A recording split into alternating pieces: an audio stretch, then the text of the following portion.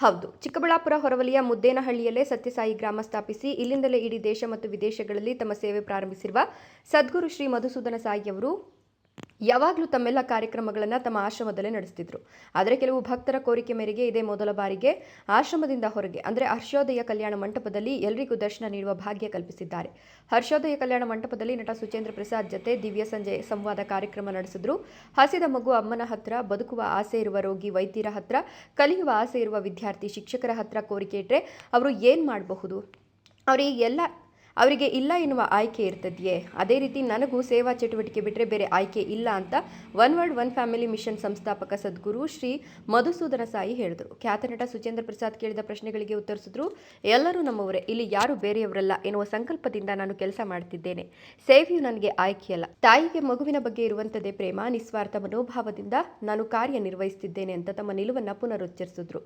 ಊಟ, ನಿದ್ರೆ, ಸಂಸಾರ ಇಷ್ಟನ್ನೇ ಮಾಡಿದ್ರೆ ಮನುಷ್ಯ ಪಶು ಆಗ್ತಾನೆ. ಹೀಗಾಗಿ ಮನುಷ್ಯನಾಗಿ ಹುಟ್ಟಿದ ಮೇಲೆ ಧರ್ಮವನ್ನು ಪಾಲಿಸಬೇಕು. ಧರ್ಮ ಅಂದರೆ ಮಸೀದಿ, ಮಂದಿರಕ್ಕೆ ಹೋಗೋದಲ್ಲ, ನಿಸ್ವಾರ್ಥ ಸೇವೆಯೇ ಧರ್ಮ ಅಂತ ಬಣ್ಣಿಸಿದ್ರು. ನಾನು ಛತ್ತೀಸ್ಗಢದಲ್ಲಿ ಹುಟ್ಟಿದ್ರೂ ಕನ್ನಡ ತಾಯಿಯ ಮಡಿಲಲ್ಲಿ ಬೆಳೀತಿದ್ದೇನೆ. ನನ್ನ ಅಕ್ಷರ ಆರೋಗ್ಯ ಸೇವೆಗಳನ್ನು ಉಚಿತವಾಗಿ ಕೊಡಬೇಕು ಅನ್ನೋದಕ್ಕೆ ಸತ್ಯಸಾಯಿ ಬಾಬಾ ಅವರೇ ಪ್ರೇರಣೆ. ಅವರು ಸುಸ್ಥಿರ ಸಂಸ್ಥೆಗಳನ್ನು ಕಟ್ಟಿದ್ರಿಂದಲೇ ನಾನು ಒಂದು ಹಂತಕ್ಕೆ ಬರಲು ಸಾಧ್ಯವಾಯಿತು. ನನಗೆ ಬಾಬಾ ಅವರಿಂದ ಏನು ಸಿಕ್ಕಿದೆಯೋ ಅದನ್ನು ನಾನು ಸಮಾಜಕ್ಕೆ ಕೊಡಲು ಪ್ರಯತ್ನಿಸ್ತಿರುವೆ ಎಂದರು. ಇನ್ನು ಭಾರತೀಯ ಪರಂಪರೆಯಲ್ಲಿ ಅನ್ನ, ಅಕ್ಷರ ಮತ್ತು ಆರೋಗ್ಯ ಸೇವೆಗೆ ಎಂದಿಗೂ ಶುಲ್ಕ ಇರಲಿಲ್ಲ. ಹಣವಿದ್ದವರು ಮಾತ್ರವೇ ಓದಬೇಕು, ಶ್ರೀಮಂತರ ಜೀವ ಮಾತ್ರ ಉಳಿಬೇಕು ಅನ್ನೋದು ಸರಿ ಆಗ್ತದೆಯೇ? ಹೀಗೆ ನಿರ್ಧರಿಸಲು ನಾವ್ಯಾರು ಅಂತ ಪ್ರಶ್ನಿಸಿದ್ರು. ನಮ್ಮ ಸೇವಾ ಅಭಿಯಾನಕ್ಕೆ ಕರ್ನಾಟಕ, ಭಾರತಗಳಿಂದ ಮಾತ್ರವಲ್ಲ ವಿದೇಶಗಳಿಂದಲೂ ಸ್ಪಂದನೆ ಇದೆ. ನಾವು ನಿಸ್ವಾರ್ಥ ಮನೋಭಾವದಿಂದ ಕೆಲಸ ಮಾಡಿದ್ರೆ ಜನರು ಖಂಡಿತ ಜೊತೆಯಾಗ್ತಾರೆ. ಪ್ರೇಮವೇ ನನ್ನ ಶಕ್ತಿ ಅಂತ ಆಶಯ ಹಂಚಿಕೊಂಡ್ರು. ಕಾರ್ಯಕ್ರಮದಲ್ಲಿ ಪಾಲ್ಗೊಂಡ ನೂರಾರು ನಾಗರಿಕರು ಸದ್ಗುರು ಶ್ರೀ ಮಧುಸೂದನ ಸಾಯಿಯವರ ನೇತೃತ್ವದಲ್ಲಿ one world one family mission ನಿರ್ವಹಿಸುತ್ತಿರುವ ಸೇವಾ ಚಟುವಟಿಕೆಗಳ ಅಗಾಧತೆಯ ಪರಿಚಯ ಮಾಡಿಕೊಂಡ್ರು.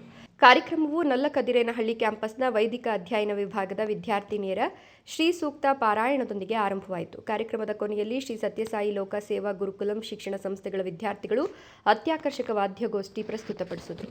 ಸ್ಪ್ಯಾನಿಷ್ನಲ್ಲಿ, ಹಾಗೆ ಆಫ್ಕೋರ್ಸ್ ಇಂಗ್ಲಿಷ್, ಹಾಗೆ ಕನ್ನಡ, ಹಿಂದಿ, ತೆಲುಗು, ಮಲಯಾಳಂ ಎಲ್ಲ ಭಾಷೆಯಲ್ಲಿ ಆ ಬುಕ್ಸ್ ಎಲ್ಲ ತರ್ಜುಮೆ ಆಗ್ತಾ ಇದೆ. ಬಹುಶಃ ಈ ವರ್ಷ ನಾವು ಅದು ಶುರು ಮಾಡಬಹುದು. ಎಲ್ಲ ಶಾಲೆಯಿಂದ ನಾನು ಒಬ್ಬ ಟೀಚರ್ ಕೂಡ ನಮ್ಮ ಹತ್ರ ಬಂದರೆ ಸಾಕು, ಅವರು ಕ್ಯಾಟಲಿಸ್ಟ್ ಆಗಿ ಅವ್ರ ಶಾಲೆಯಲ್ಲಿ ಇದನ್ನು ಶುರು ಮಾಡ್ಬೋದು. ಹಾಗೆ ಅದು ಕ್ಲಾಸ್ ಟೈಮ್ನಲ್ಲಿ ಆಗುತ್ತಾ ಅಲ್ವೋ ಅದು ಗೌರ್ಮೆಂಟ್ ಅವ್ರದ್ದು ನಿರ್ಣಯ.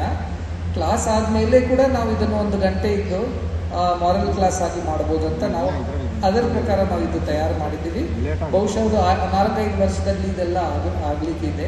ಅಷ್ಟಂತೆ ನಮ್ಮ ಮಕ್ಕಳು ತಯಾರಾಗ್ತಾ ಇದ್ದಾರೆ.